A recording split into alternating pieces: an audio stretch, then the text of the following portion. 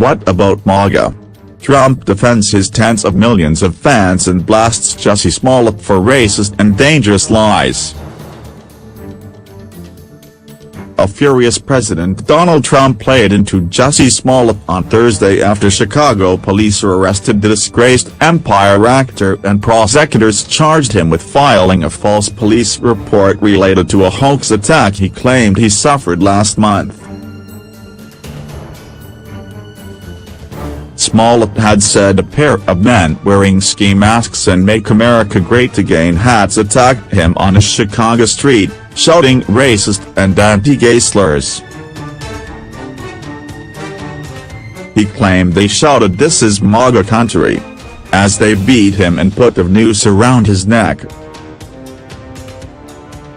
Chicago Police Superintendent Eddie Johnson blasted him on Thursday in a press conference, saying he had taken advantage of the pain and anger of racism to further his career, hoping a higher public profile would help him earn more than the $100,000 he was paid for each episode of the TV drama.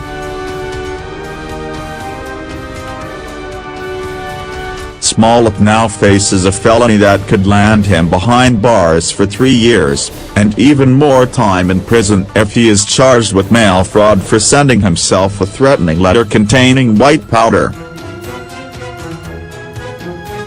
His intentions and lies have pissed everybody off, Johnson said, calling his behavior shameful and despicable.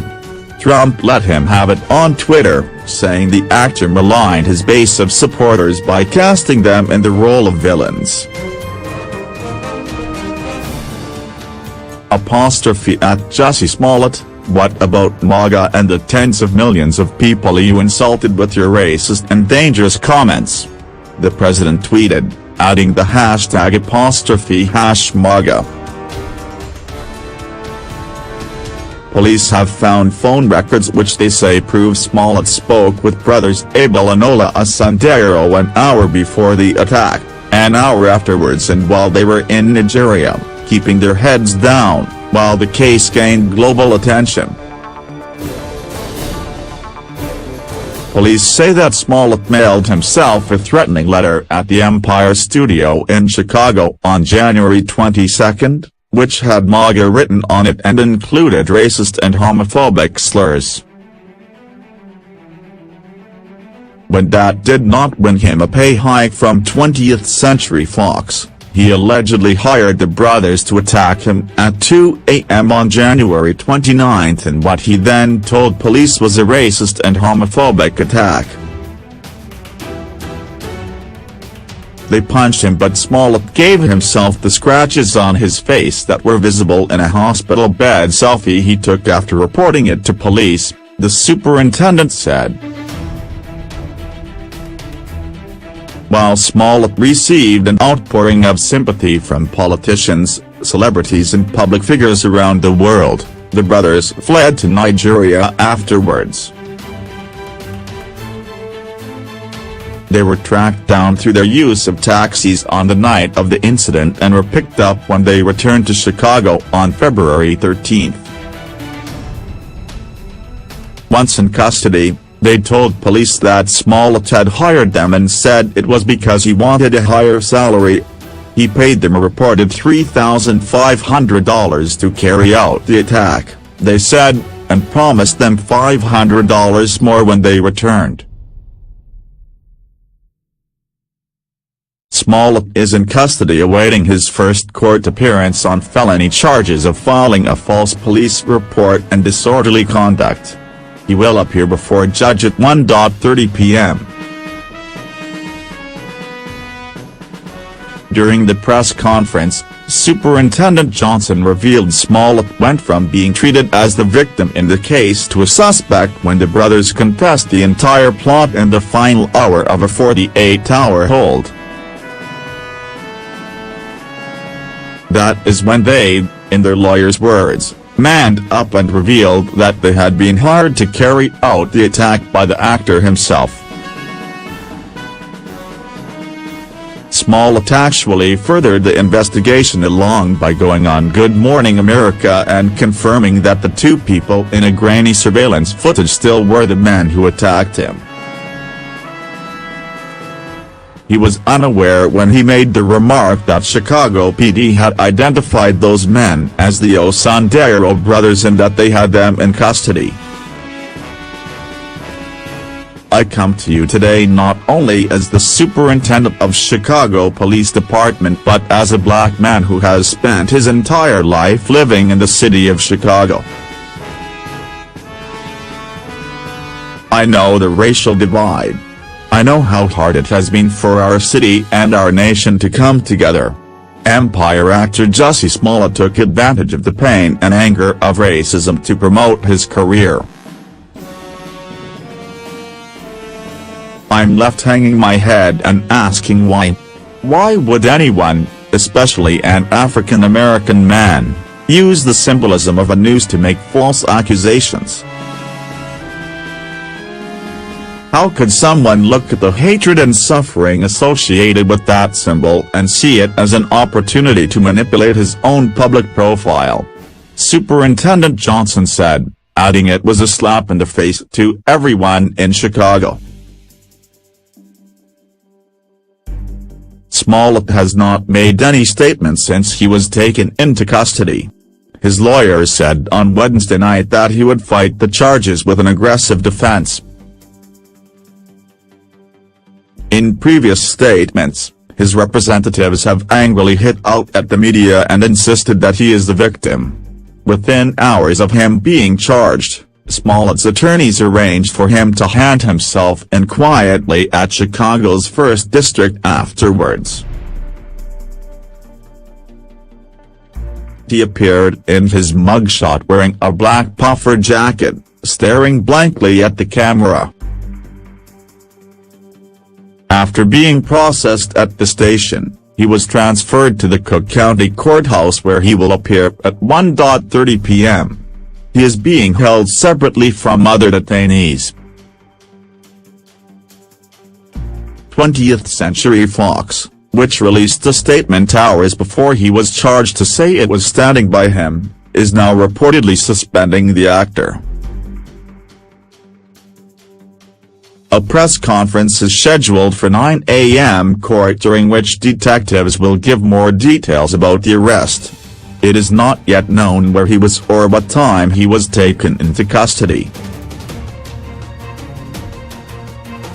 Like any other citizen, Mr. Smollett enjoys the presumption of innocence, particularly when there has been an investigation like this one where information, both true and false, has been repeatedly leaked, the actor's attorneys Todd Pugh and Victor Henderson said. Given these circumstances, we intend to conduct a thorough investigation and to mount an aggressive defense. The Osundairo brothers testified before the grand jury for about 2.5 hours on Wednesday. Addressing reporters outside afterwards, their attorney Gloria Schmidt said they'd manned up by speaking out against Smollett. They have not been arrested or charged and their lawyer said they had not been offered any form of immunity deal in exchange for testifying against Smollett.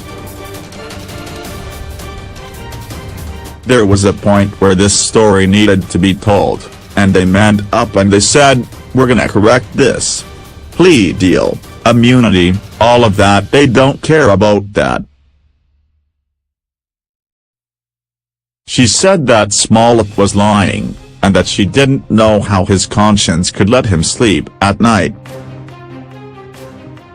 "I think Jussie's conscience is not letting him sleep right now when he should unload that conscience and come out and tell the American people what happened," she added. "I think the biggest thing for the American people to know is that this story has a lot of complications to it. We're not trying to hide anything from the press. But we wanted to make sure that everything checked out." When I say that the police spent countless man-hours trying to piece this together, I mean that, I absolutely mean that. When I say that my clients spent countless hours getting their story out there to the police so that they could do their work, I mean that, too, she said. The brothers' testimony came after footage emerged of them buying ski masks, a red hat and gloves in a store the day before the attack. It was taken on January 28 and shows brothers Abel and Ola Osundairo inside what looks like a drug store buying the masks and one hat. Smollett told police that he was attacked by two masked assailants who punched him, poured bleach on him, tied a noose around his neck and called him Empire and RFT. No footage has ever emerged of the incident itself.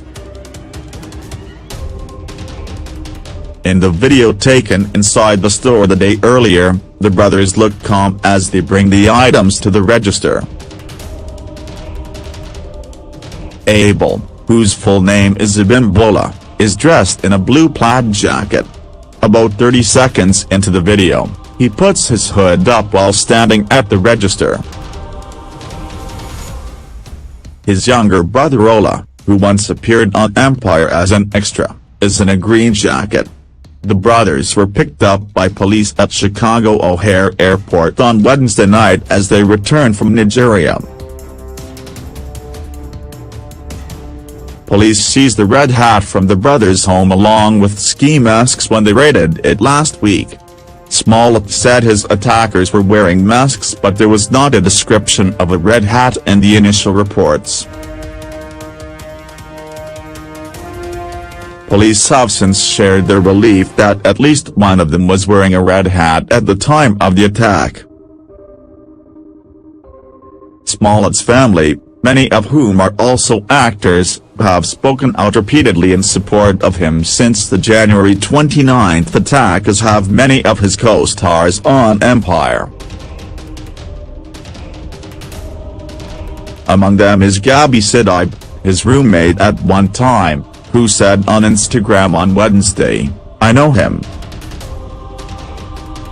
Fox also insisted that he was not being written out of the show, as had been claimed, and called him a consummate professional in a statement. Smollett's lawyers include Mark Geragos, who has represented Michael Jackson and Colin Kaepernick in the past. When news of the attack first emerged on January 29 and 30, Smollett was inundated with support across the political spectrum. Among those who tweeted their condemnation of him were Democratic presidential hopefuls Kamala Harris and Cory Booker. But as days went by with no suspects on the horizon, details about the case and the police's investigation into it began to cast doubt on Smollett's version of events. One of the earliest sources of speculation was the fact that Smollett waited 42 minutes to call the police, then refused to hand over his phone to the police for them to verify his story. He then handed over redacted files that police described as insufficient. Frustrated with the coverage of his case, he hit out at the media for reporting on leaked information coming from within the Chicago Police Department and insisted he was the victim. He then went on Good Morning America to protest his innocence. In an hour-long interview with Robin Roberts, he wept as he recalled the attack and abhorred the reaction to it. Choking back tears, he explained when asked why it took so long for him to contact the authorities, "There is a level of pride there. We live in a society where as a gay man you are considered somehow to be weak, and I am not weak. I am not weak, and we as a people are not weak." Later, he added how desperate he was for them to find footage of the attack. "I want that video found so badly because, for probably 4 reasons. Number 1, I want them to find the people that did it. Number 2, I want them to stop being able to say alleged attack. Number 3, I want them to see that I fought back, he continued, welling up. I want a little gay boy who might watch this to see that I fought the F back. They ran off, I didn't, he said. After it emerged that Smollett knew the brothers and may have been involved in the staging of the attack, the celebrities and politicians who rushed to support him walked back their claims.